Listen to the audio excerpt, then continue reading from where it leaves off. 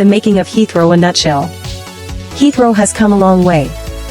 Heathrow is one of the UK's most critical transport infrastructure and is subject to various regulations. The Department for Transport is responsible for UK aviation policy, while the Civil Aviation Authority, CAA, regulates the price of Heathrow, Gatwick, and Stansted airports, as well as consumer regulation of UK airports including Aberdeen, Glasgow, and Southampton. The Competition and Markets Authority, CMA, is the UK's competition authority, which conducts market and competition investigations, and is also the body to which airports or other persons with a qualifying interest can appeal the CAA's price determinations. Heathrow's history dates to 1930 when British aero engineer and aircraft builder Richard Fairey paid the Vicar of Harmondsworth £15,000 for a 150-acre plot to build a private airport to assemble and evaluate aircraft. Fairey's Great West Aerodrome was the humble precursor to the world's busiest international airport, Heathrow. During World War II, the government requisitioned land in and around the ancient agricultural village of Heath Row, including Fairey's Great West Aerodrome, to build RAF Heston, a base for long-range troop-carrying aircraft bound for East Asia. An RAF-type control tower was constructed, and its Star of David pattern of runways laid, the longest of which was 3,000 yards long and 100 yards wide. Work demolishing Heath Row and clearing land for the runways started in 1944. However, by the time the war had ended, the RAF no longer needed another aerodrome, and it was officially handed over to the Air Ministry as London's new civil airport on January 1, 1946. The first aircraft to take off from Heathrow was a converted Lancaster bomber. The early passenger terminals were ex-military marquees, which formed a tented village along the Bath Road. The terminals were primitive but comfortable, equipped with floral-patterned armchairs, settees, and small tables containing vases of fresh flowers. To reach aircraft parked on the apron, passengers walked over wooden duckboards to protect their footwear from the muddy airfield.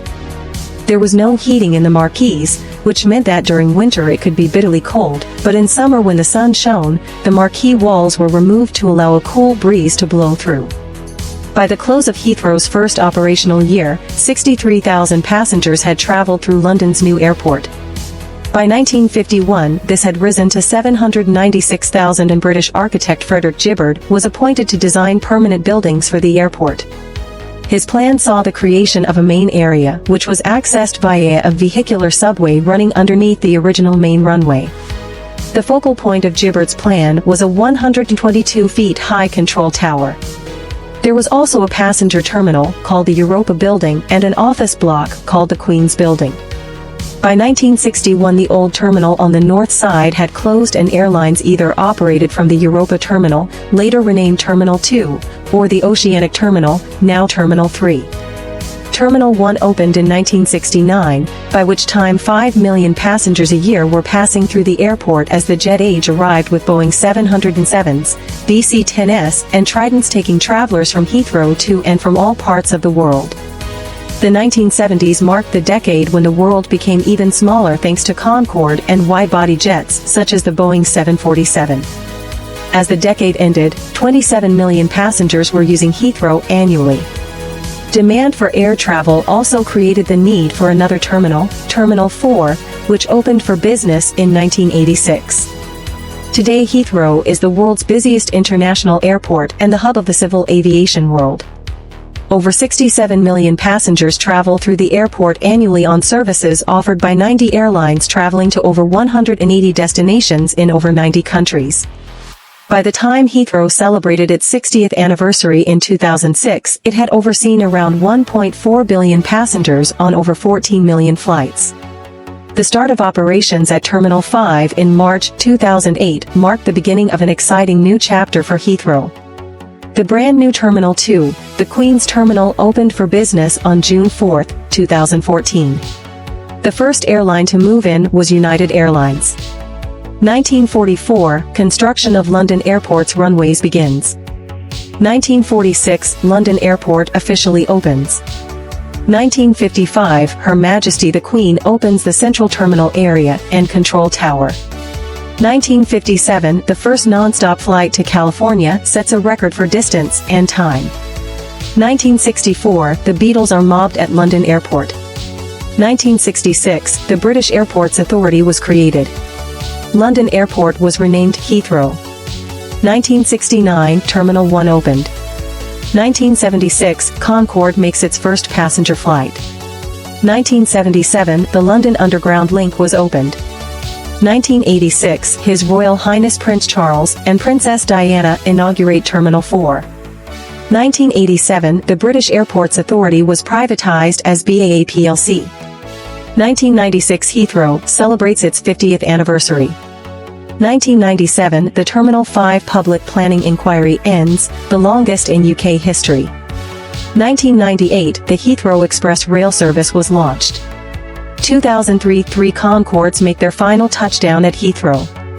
2006, the Airbus A380 makes its first UK landing into a newly built Pier 6 at Terminal 3. 2007, a new air traffic control tower is operational, the tallest in the UK.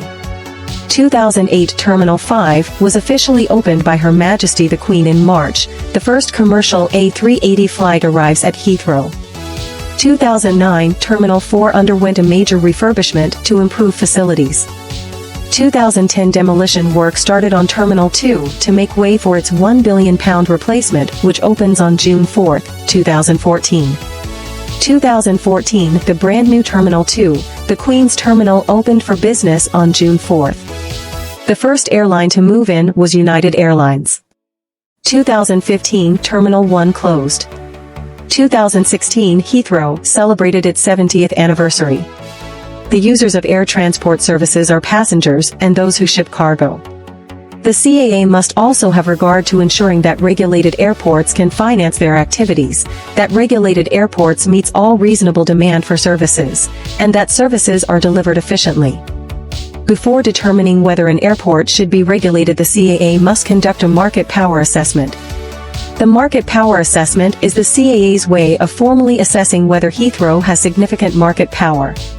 The CAA has determined that Heathrow has significant market power.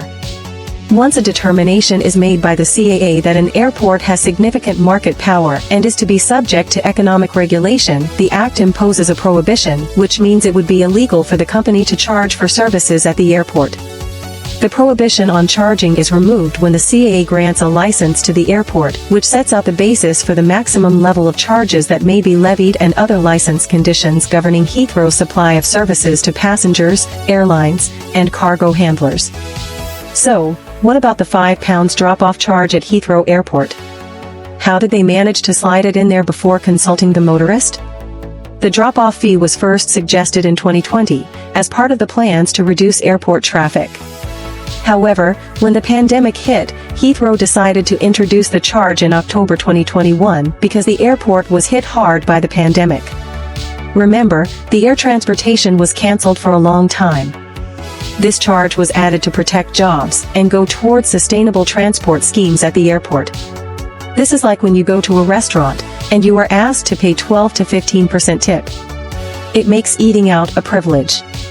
I call it a rip-off. Why can't restaurant owners pay their staff properly, just like other companies and organizations do? Giving a tip should be a choice, and not a duty. The £5 drop-off charges at airports are supposedly not a tax on the motorist, but a contractual arrangement between the airport, the car park company, and the driver. I wonder about which driver they are talking. As far as I know, no one has consulted me or any of my friends and family. A contract equals a legal agreement. A binding legal agreement. I am not giving you any ideas at all. I am just wondering whether this contract can be challenged in the court of law. Thank you for your time. I pray and hope that each of us will see real progress in our lives in 2024. I am praying and hoping for the channel to grow. I need your support on this one, please. Much appreciation.